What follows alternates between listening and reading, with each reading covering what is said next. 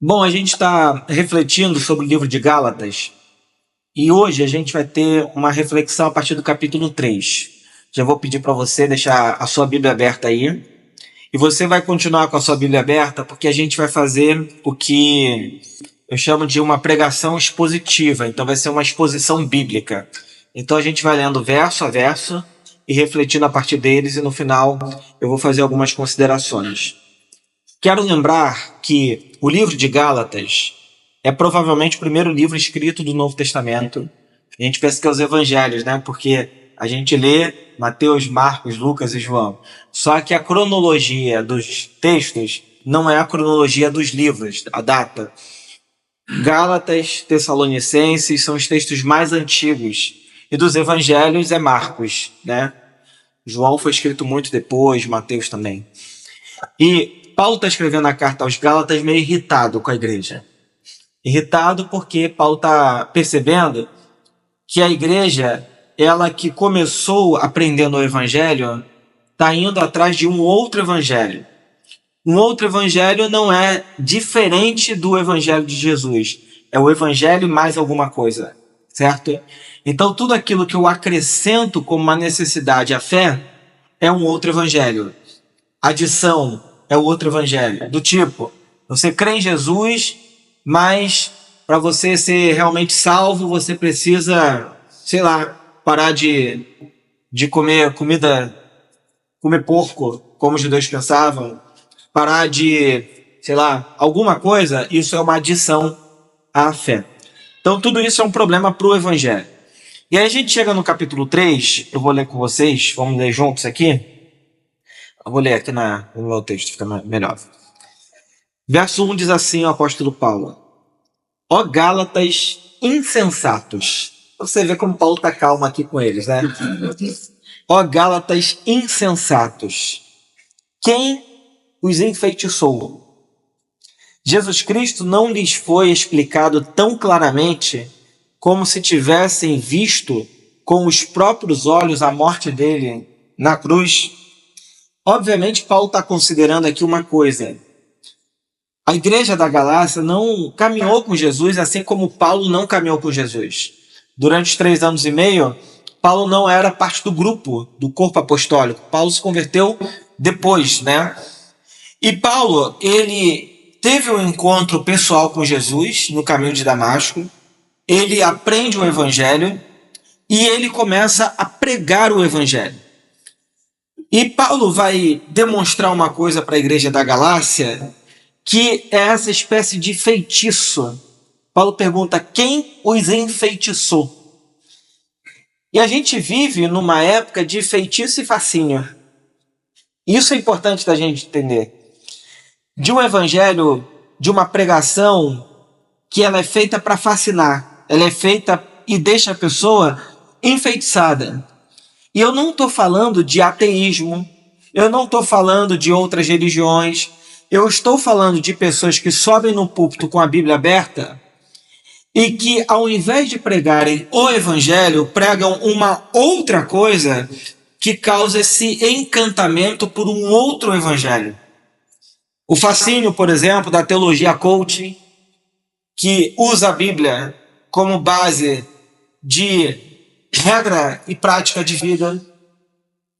O fascínio, por exemplo, da teologia da prosperidade, que diz para a pessoa o seguinte: se você crê em Jesus, você vai ficar rico, porque Deus, ele tem uma promessa de vida, de riqueza para você.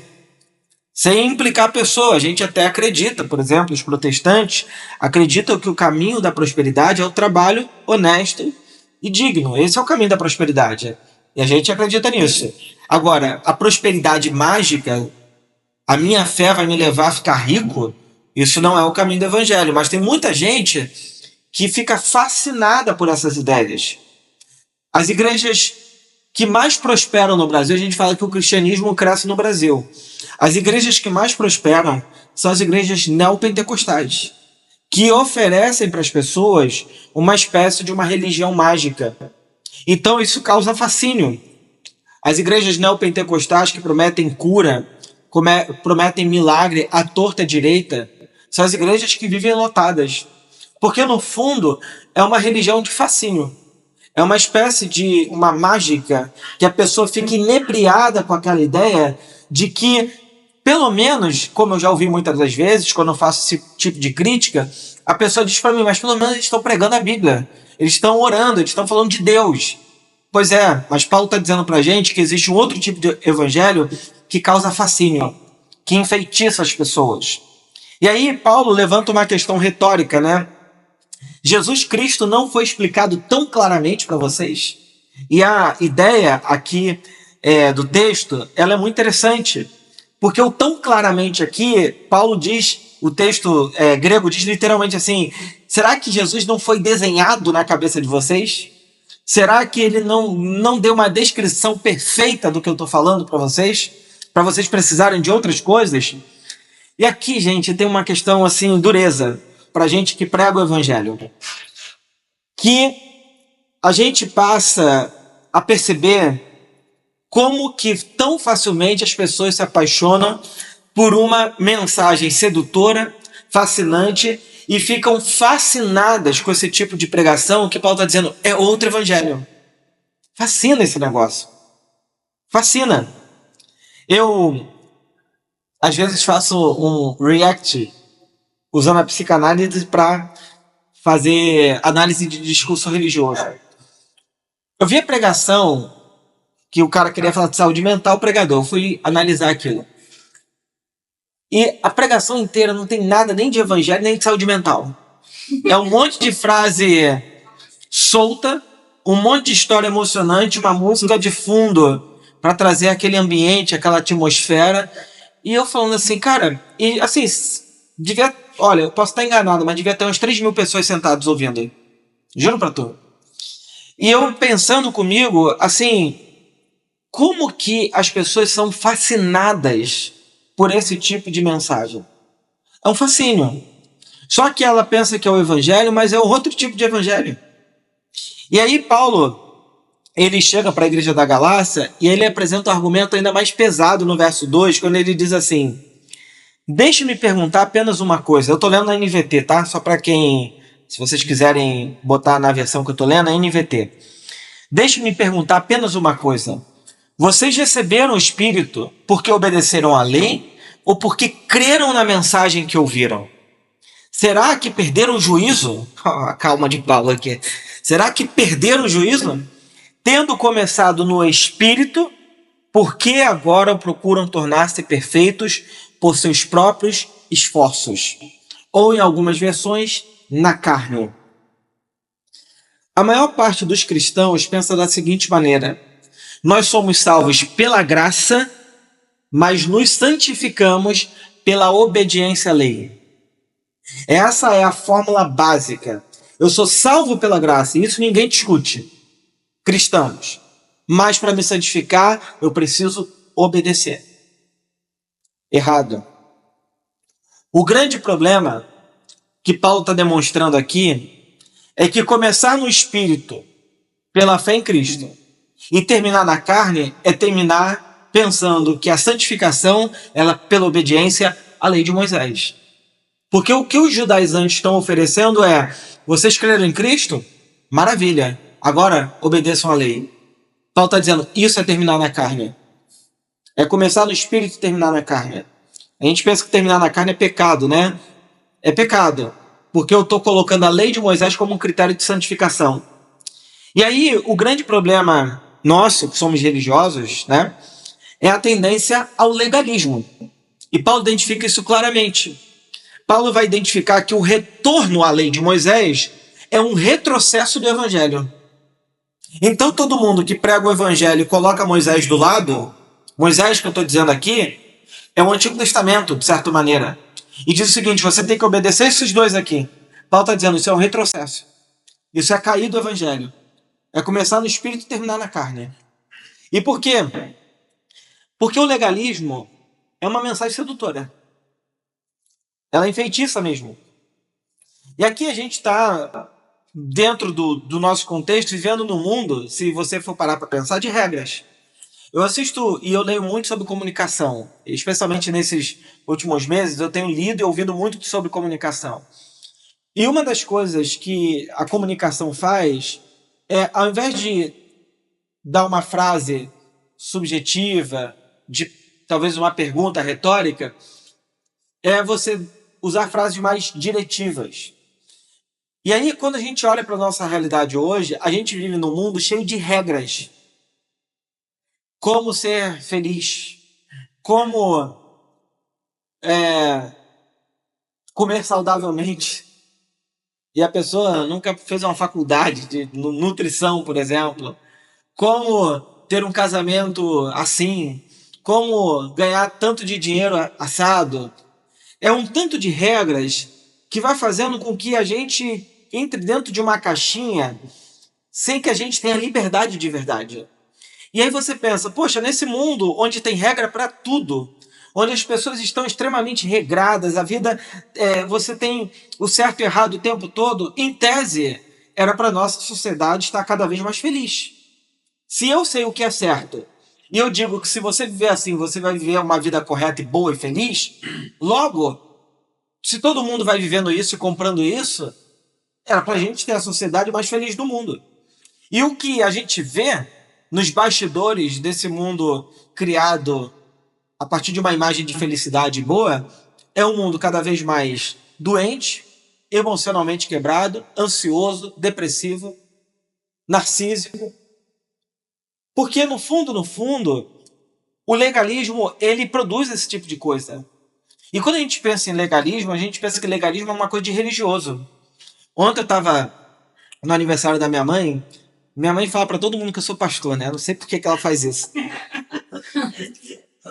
Acho que é por isso que eu falo para vocês. Ela não me chama de pastor. A me defender da minha mãe. Mas chegou lá no aniversário e aí eu tava na fila porque lá tinha aquele bar de drinks, né? E, bom, como eu tava dirigindo, eu não posso beber álcool, né?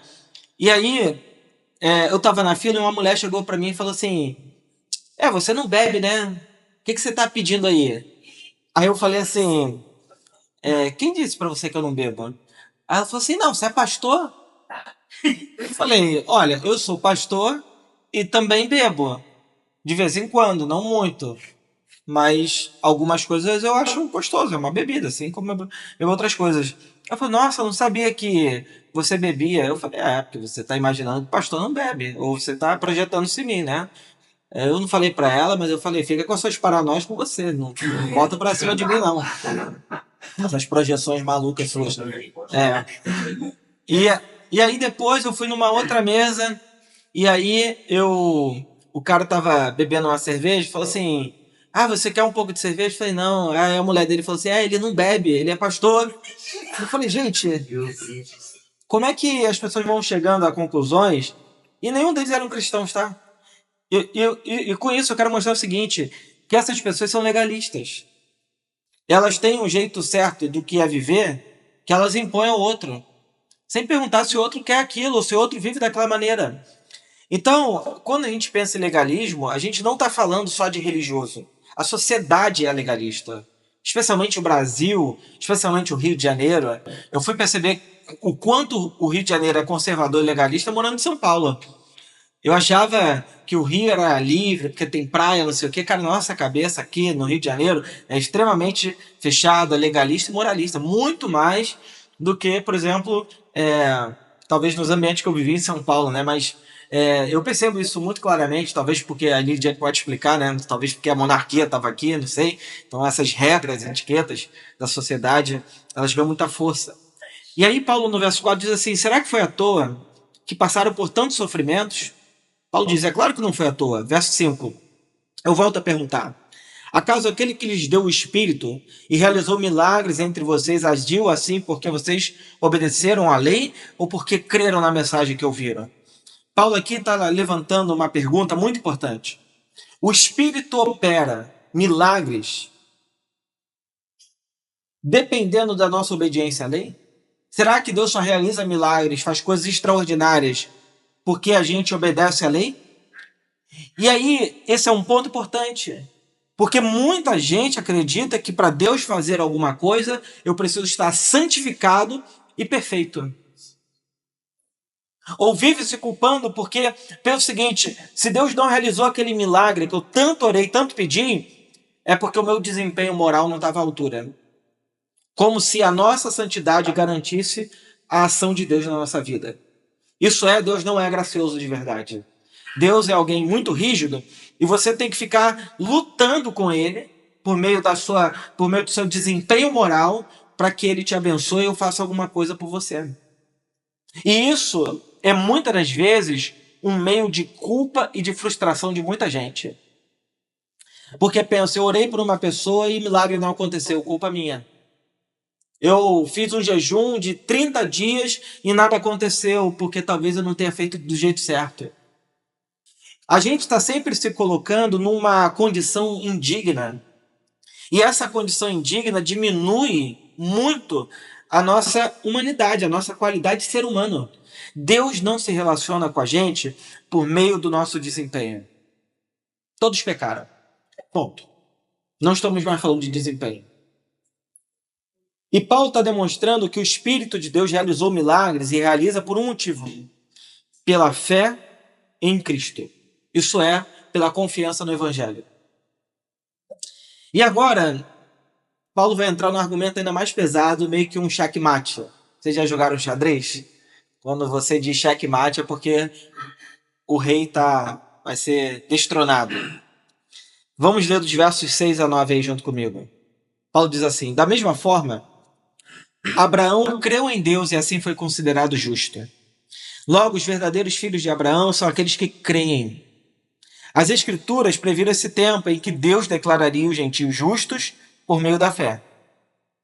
Ele anunciou essas boas novas a Abraão há muito tempo, quando disse: todas as nações da terra serão abençoadas por seu intermédio. Portanto, todos os que creem participam da mesma bênção que Abraão recebeu por crer.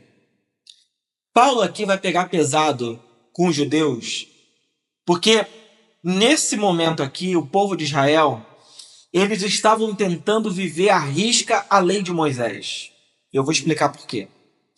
Paulo tira o foco de Moisés e volta o foco para uma pessoa que viveu 430 anos antes de existir a lei de Moisés, chamada Abraão. E ele diz o seguinte: Abraão, ouça aqui, vocês judeus, foi considerado justo diante de Deus sem lei. Abraão viveu 430 anos antes da lei. E ele foi o primeiro que Deus disse que ele foi justificado, ele era justo.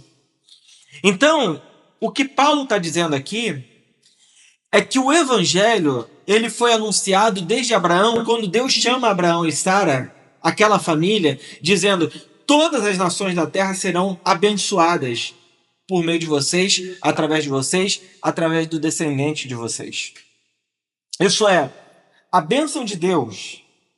E aqui, atenção, gente. Isso aqui é um ponto, um detalhe importante da leitura bíblica. A bênção de Deus, ela estava restrita ao povo de Israel. Todos nós aqui que somos gentios, não tínhamos relação nenhuma com Deus. Nenhuma. Jesus aparece na história e por causa de Cristo, é como se houvesse uma represa e essa represa se chama Israel. Jesus pega uma marreta e vai quebrando a represa toda. E aquela água que estava represada agora se espalha pelo planeta Terra. O que Paulo está demonstrando aqui é que o povo de Israel, que foi chamado para ser uma nação luz e bênção para todos os povos, eles se tornaram exclusivistas e retiveram a bênção de Deus neles. Se fecharam. Ao invés de ser uma bênção para os povos, eles se tornaram uma bênção para eles mesmos. E foram adoecendo internamente, se autodetonando internamente. Jesus aparece na história e, como o verdadeiro israelita, ele tira essa represa e ele abençoa agora todos os povos da terra. Paulo vai dizer isso logo adiante, dizendo que o descendente verdadeiro de Abraão, que abençoaria todas as famílias da terra, era Jesus Cristo, e não Isaac. O povo de Israel ficou achando que era Isaac. E Paulo está dizendo, não era Isaac, era Cristo. Ele era o descendente verdadeiro, que por meio dele todas as famílias da terra seriam abençoadas.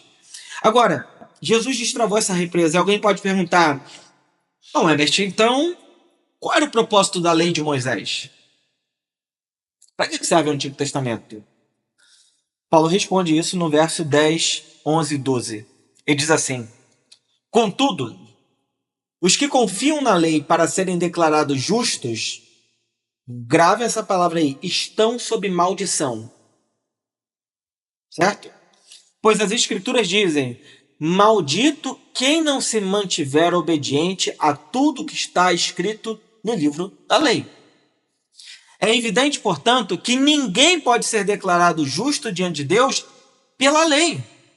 Pois as escrituras dizem, o justo viverá pela fé. A lei, porém, não é baseada na fé. Pois diz, quem obedece à lei, por ela viverá. O que é a lei? Vou dar um exemplo para vocês. Você chega no médico e ele fala assim, olha, você vai fazer uma ressonância magnética porque eu estou desconfiando que você vai ter que tratar, sei lá, um tumor. Você entra na ressonância e ela vê que você está realmente com um tumor. Você tem que tratar. Ele te dá aquele papel da ressonância, você chega em casa, pega o diagnóstico, coloca numa panela com água fervendo, bota o diagnóstico lá, mexe, mexe, mexe e toma o chá do diagnóstico, achando que o diagnóstico vai produzir a cura. A lei é um diagnóstico. O que o diagnóstico mostra? Que o coração humano é mau, está pervertido. A lei, ela é baseada no não. Não matarás, não roubarás. É como se Deus estivesse dizendo para o povo assim, duvido. Meu irmão, você tem diabetes, não consegue resistir a um pudim, você acha mesmo que vai obedecer à lei? Você não consegue resistir a coisa fácil, básica.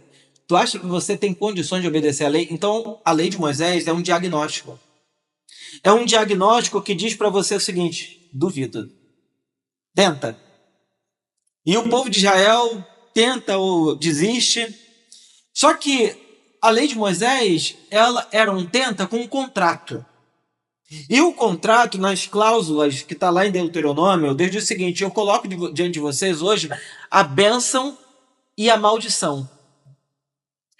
Como é que eu sou abençoado por Deus no Antigo Testamento? Obedecendo a tudo o que o Senhor ordenou. E aí as expressões do Antigo Testamento que dizem, obedeçam a tudo que o Senhor vosso Deus vos mandar. Obediência. A obediência garantia as bênçãos de Deus sobre o povo. Bênçãos do tipo, ter muitos filhos, ter uma colheita abençoada, ter bezerros e cordeiros que gerem filhos, ter comida, vencer os inimigos. Essa é a parte da bênção. Só que se o povo de Israel quebrasse o contrato, isso era um contrato, a lei de Deus era um contrato, eles receberiam a maldição. Deuteronômio 27, 26 diz, maldito aquele que não obedecer às palavras dessa lei. Deuteronômio 11, 26 a 28 diz assim, vocês receberão a bênção se obedecerem às leis do Senhor nosso Deus, que estou dando a vocês hoje. Vocês receberão a maldição se não obedecerem às suas leis. A lei de Moisés é um contrato que tem duas partes. O povo e Deus. Se o povo cumprir o pacto, a aliança, o contrato, Deus abençoa. Se o povo não cumprir, o que acontece? Deus amaldiçoa. Qual é o símbolo máximo da maldição? O que vocês acham? A escravidão. E é exatamente o que acontece com o povo de Israel em 1547. Quando a Babilônia invade e leva o povo de Israel para o cativeiro. E depois o sul também é invadido e é levado para o cativeiro. Estar sob escravidão é retornar de onde eles saíram. De onde eles saíram? Da escravidão no Egito. E depois de muitos anos eles voltam à escravidão porque eles quebraram a aliança. Então o contrato que Deus fez com o povo foi quebrado. Por quê? Porque o povo caiu na idolatria, foi injusto, não manteve a sua fidelidade à aliança. E como é que Deus resolve esse problema? Se o contrato foi quebrado, como é que Deus resolve o problema? Se Deus havia dito, olha, eu vou abençoar todas as famílias da terra. Só que o povo que foi levantado para ser essa nação de luz e de bênção, quebrou o contrato. Então todas as famílias da terra não estavam recebendo as bênçãos de Deus. Como é que resolve? Verso 13 e 14, vamos ler aí. Pessoal da Batalha Espiritual, Maldição Hereditária, não entende nada sobre esse texto. Diz assim, mas Cristo nos resgatou da maldição pronunciada pela lei. Certo? Tomando sobre si a maldição por nossas ofensas. Pois as Escrituras dizem, maldito todo aquele que é pendurado no madeiro. Por meio de Cristo Jesus, os gentios foram abençoados com as mesmas bênçãos de Abraão para que recebêssemos pela fé o Espírito prometido. O que Deus faz para resolver o problema? O próprio Deus entra na história. E como descendente legítimo de Abraão, ele cumpre o acordo, a lei. É nesse sentido que Jesus cumpre toda a lei.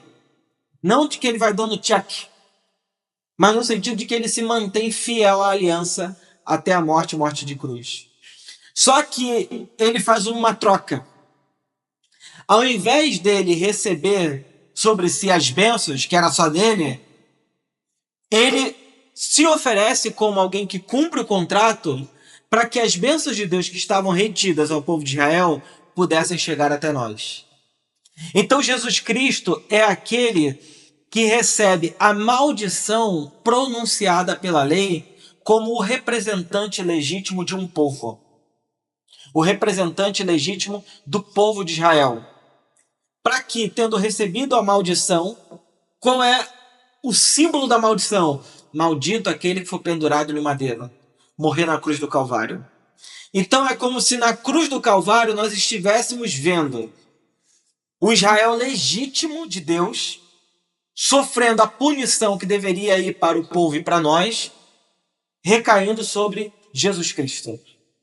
E que por meio desse mistério esquisito que Deus escolheu fazer, nós pudéssemos fazer parte agora desse povo que Deus resolveu fazer parte da sua família. É a própria família de Deus aqui. Aqui está o Evangelho.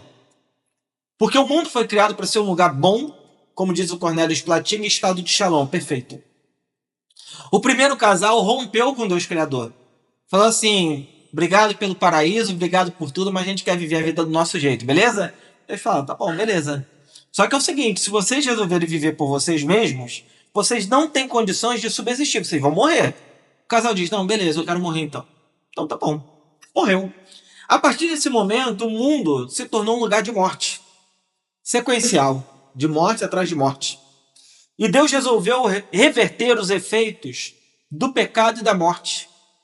Por meio de quem? De Cristo. Em Cristo nós vemos o primeiro homem sem os efeitos da queda. Qual é o maior efeito da queda? Não é fumar demais e beber demais. O maior efeito da queda é a morte. O salário do pecado é a morte.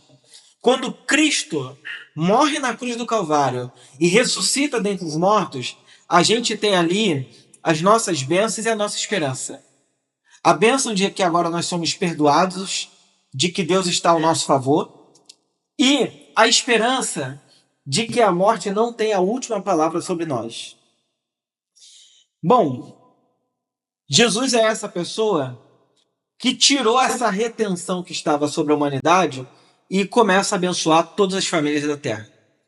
E aqui, a gente agora começa a entender que o problema não era a lei de Moisés, porque ela não servia para salvar ou para santificar.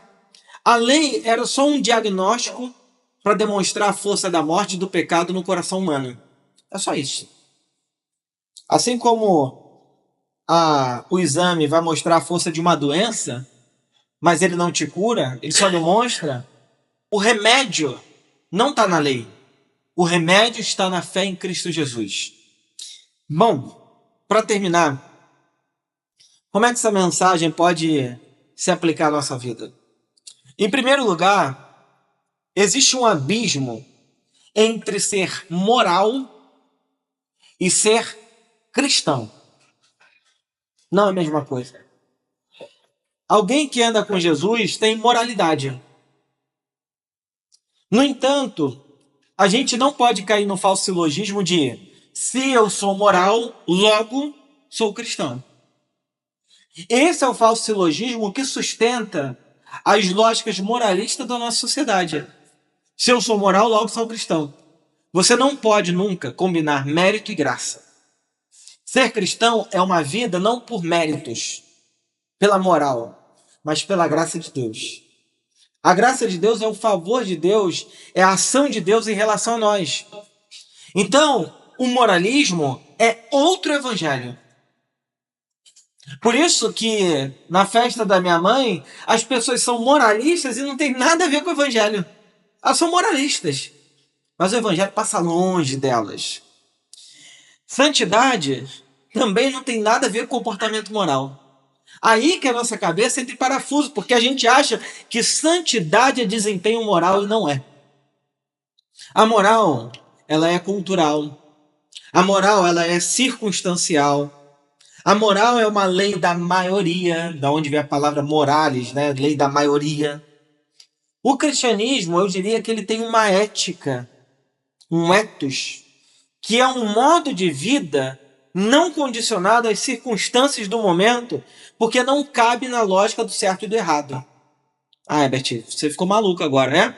Você está em casa com a sua amiga, de repente, lá pelas 3 da tarde, bate uma pessoa dizendo o seguinte, uma outra amiga sua, olha, tem um cara vindo atrás de mim querendo me matar. Você fala, entra aqui e se esconde.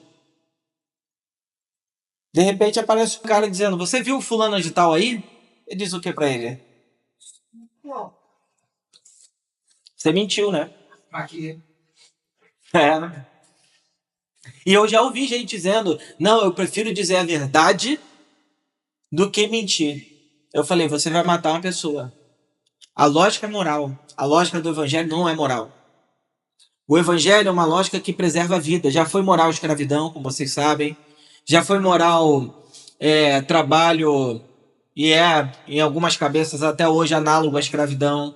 Já foi moral racismo. Já foi moral uma série de coisas. A moralidade, você olha para a história, ela é só uma contingência assim, do que eu permito, do que não permito. Se a gente faz um pacto coletivo, eu digo, isso é certo, isso é moral. O evangelho é um ethos que me faz pensar para além dessas condições. Por isso que eu preciso entender que a fé cristã ela tem uma ética que me conduz para a vida e não para a morte. Isso é uma diferença enorme. A segunda diferença é que o evangelho não é sobre o que eu tenho que fazer.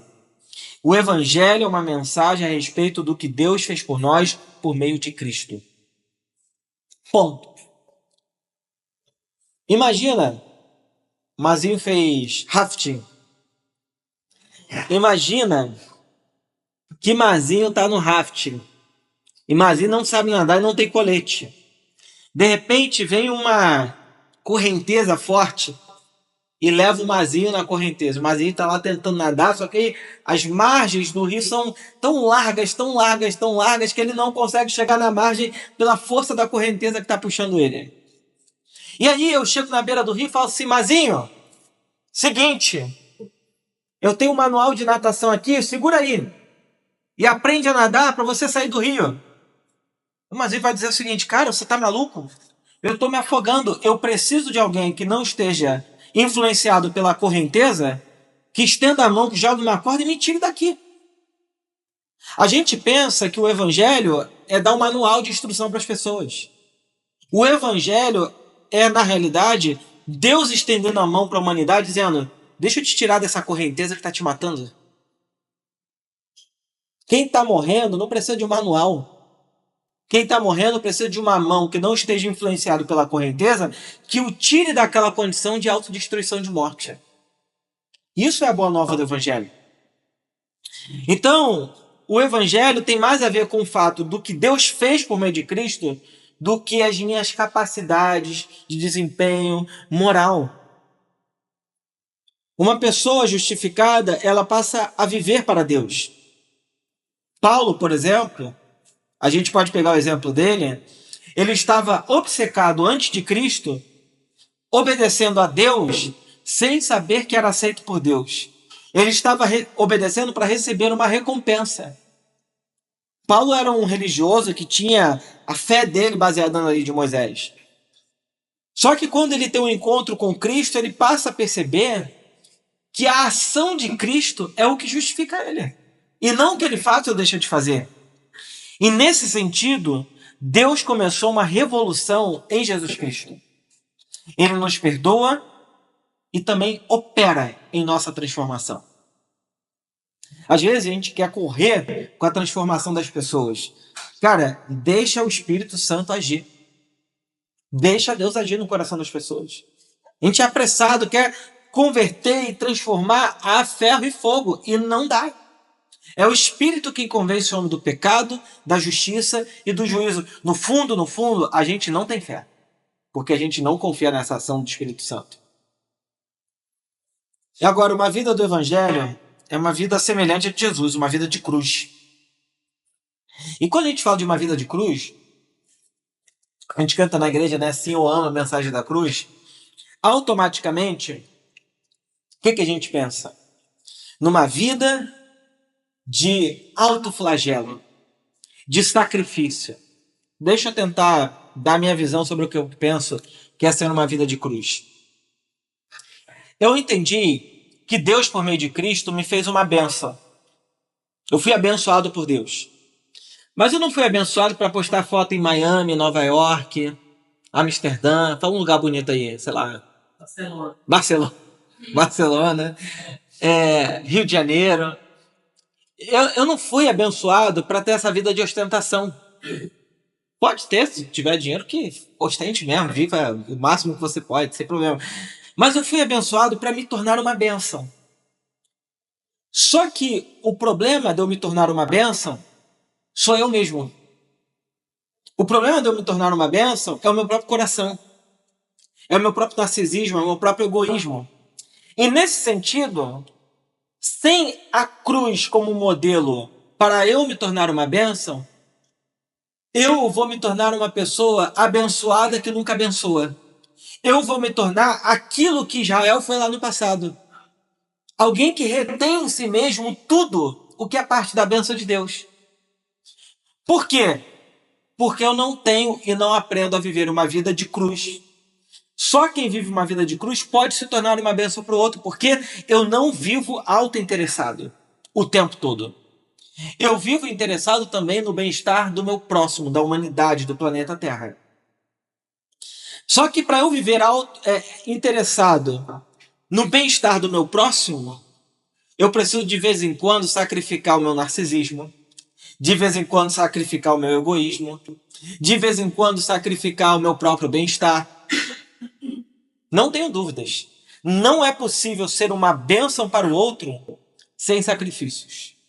É nesse sentido que Jesus nos convida a viver uma vida de cruz. E nesse sentido, a vida de cruz também afeta a nossa moralidade. Vou dar um exemplo. Uma pessoa que ela é extremamente egoísta, ela nunca vai ter tempo, dinheiro, ouvidos, paciência para o outro.